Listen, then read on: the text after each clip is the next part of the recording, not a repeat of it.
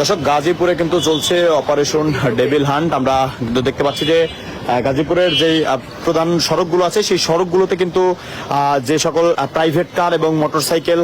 যে সকল যানবাহনগুলো রয়েছে সেগুলোকে কিন্তু আটকাচ্ছে আর্মি সদস্যরা এবং সেগুলোকে কিন্তু রীতিমতো কিন্তু চেক করা হচ্ছে যে সন্দেহভাজন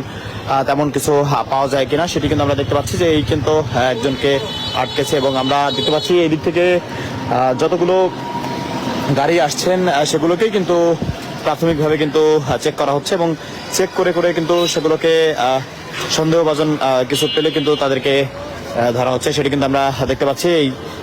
যে একজন, এটা আমাদের সাংবাদিক, এই গাড়িটা ভেতরে ঢুকে দিয়ে আপনারা বেরোন। আমরা দেখতে পাচ্ছি যে এই যে সকল বাইক এবং প্রাইভেট কারগুলো আসছে